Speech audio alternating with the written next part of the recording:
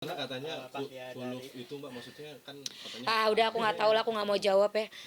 Hulu apalah segala macam, udah nggak ngerti deh aku. Di jawabannya konvensi itu udah ngada-ngada.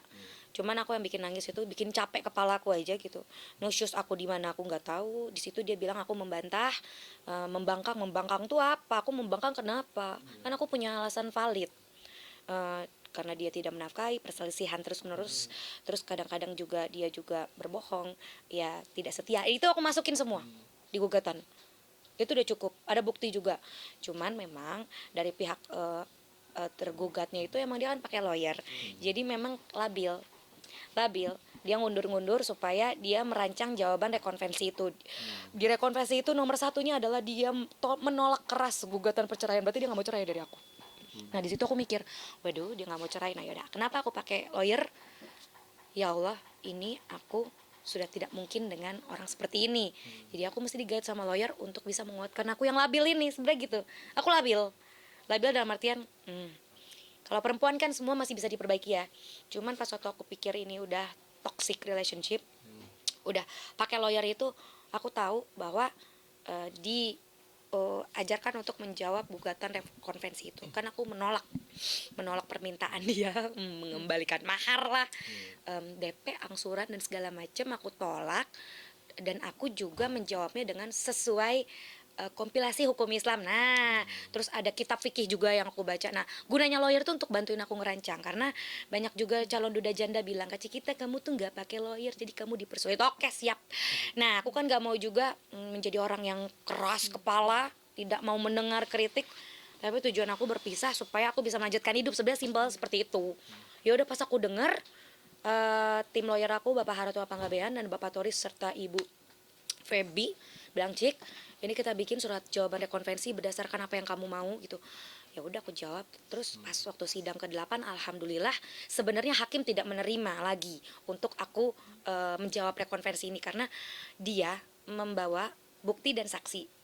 Nah, pas waktu aku lihat buktinya tidak valid. Jadi kan dia bilang aku tuh nusyus aku bangkang. Nah, berarti dia harus memberikan bukti untuk memperkuat dalil-dalil yang dia rekonvensi ini tuh. Ya udah dia bilang katanya di situ aku nusyus, membangkang, tidak patuh.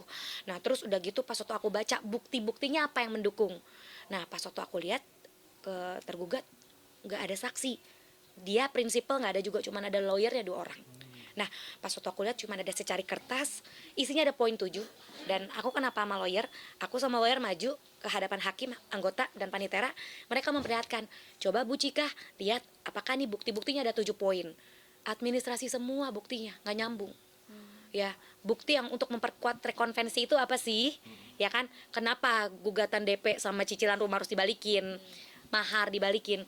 Ternyata yang dia kumpulkan buktinya dari dia apa coba? KTP, kakak dilaminating, akta anak misalnya gitu ya. Akta anak nggak ada, bukti DP rumah, bukti cicilan rumah, terus sama apa lagi, bukti-bukti seperti katanya aku melakukan isu KDRT, ada codet kanan, codet kiri, codet segala macam gitu, itu dia foto berwarna. Jadi kuasa hukum aku ketawa, kayak hakim juga diem. Oke, bukti kami terima. Lalu apakah tergugat membawa saksi? Tidak, ya udah. Berarti cuma Ya PCW. berarti ya udah. Berarti dia tidak bisa membuktikan. Kok nggak bawa saksi? Gitu Tapi dari. merasa menang nggak sih Kak, dari akhirnya gue yang Nggak berhasil merasa membuktikan menang sih. Aku apa yang ngerasa benar gini gitu. loh. eh aku rumah tangga ini nggak merasa harus ada yang menang ada yang kalah, nggak. Intinya aku pingin rumah tangga ini berhenti gitu. tapi apa sih yang buat kakak sendiri, kan ini nggak mudah ya kak, jadi kuat apalagi ada Iya kan, nafkah dari kemarin kasus aku beliau sidang seperti itu banyak nangis, banyak, wah dari muka aku cemong-cemong sampai muka aku kepada porosnya sekarang. Sampai ketemu ibu-ibu di Supercell itu happy, jadi lupa. Karena kan emang baru kemarin banget ya. Terus udah gitu aku udah mulai perawatan, nyambung kuku, nyambung bulu mata, mulai pakai emas-emas gitu ya. Mulai pakai perhiasan karena kan aku ngerasa mas-mas aku udah nggak ada karena dicuri sama dia kan, dimanipulasi, berangkas aku dibobol, mas kawin mahar nggak ada ya kan. Jadi menurut aku ya aku harus balik lagi ke Cika yang dulu, yang dimana aku tuh seorang wanita pakai baju yang rapi, yang cantik, make up seadanya. Terus abis itu ya karena aku juga udah jadi ibu sekaligus ayah, dan aku juga generasi yang akan bertanggung jawab sama boomer. Orang tua aku kan masih sehat, dan aku masih ada adik 3 lagi yang ya mereka juga menuju dewasa gitu. Jadi aku kayak mikir, wah sandwich nih aku di tengah-tengah mendidik alpha dan aku membiayai boomer. Walaupun boomer tersebut ayah ibuku masih eling dalam mencari uang, tapi kan tetap kan aku sebagai anak pertama Berbakti. ya berbakti, aku balas jasa. Itu aja sih. Berarti udah siap move on. Siap sekali, walaupun ada kesedihannya karena emang merubah kebiasaan sama status doang sih. Yang biasanya ada dia tiba-tiba nggak ada. Cuman kan aku udah pisah ranjang, jadi udah terbiasa. Pisah ranjangnya juga udah 7 bulan, jadi aku udah nggak takut lagi. Cuman aku lebih takut kalau aku masih bersama. Kalau masih bersama kan aku masih dalam hubungan yang toksik. Terus udah gitu aku masih was-was sama income aku yang aku udah tabung, ternyata bobol juga karena sesuatu yang nggak masuk akal menurut aku. Kan gimana pun kan seorang suami itu harus menafkahi. Memang kalau misalkan dia lagi sulit, kita suka rela membantu. Tapi kalau tipikal pasangan aku itu, dia nyari istri yang bisa bagi 2 gitu. Jadi ditransaksionalkan. Nah di situ aku mulai nggak terima di tahun ke-9. Berarti emang udah ada nafkah ya, karena dia sempat bilang kalau saya masih Awal nafkah sempat gitu. sebelum keluar dari rumah kan sepakat sepakat sama orang tua, berjanji dia mampunya 2,5 juta. Akhirnya aku bilang 2,5 juta saat ini bisa dapat apa, karena aku buy ini ya, buy on bill. Dan aku juga selalu ngajak dia ke pasar. Dia tahu pasar, kadang-kadang kalau pasar yang di bukan pasar tradisional banget atau di pasar yang di rumah-rumah developer itu kan lumayan mahal ya. Tapi kalau pasar tradisional lebih murah. Cuman kan pasar tradisional lumayan jauh ya kan. Terus aku pagi itu satset orangnya.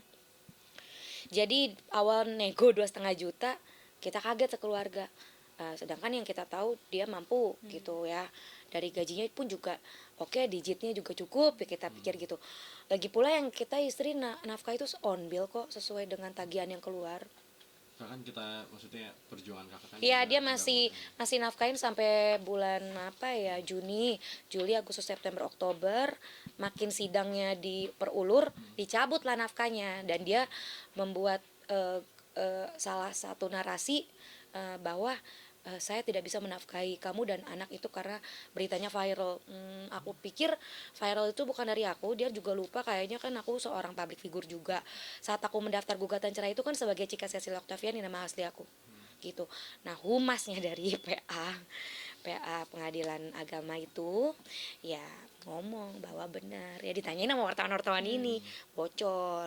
Ditanyain kenapa? Ya wartawan tanya, ya aku jawab. Dia bilang katanya itu adalah ya dia kan mau kenain aku ITE terus. Tapi kalau ITE tersebut ya sekarang aku tahu ada undang-undang ITE. Tapi kan masalahnya kan ini kan aku ditanya, ya aku menjawab sesuai fakta dan bisa dibuktikan. Nah, dia merasa dari situ viral dan dia ngerasa semua orang tahu dia sebenarnya, tahu aku sebenarnya, makanya sekarang dia incar lagi titik hitam dia.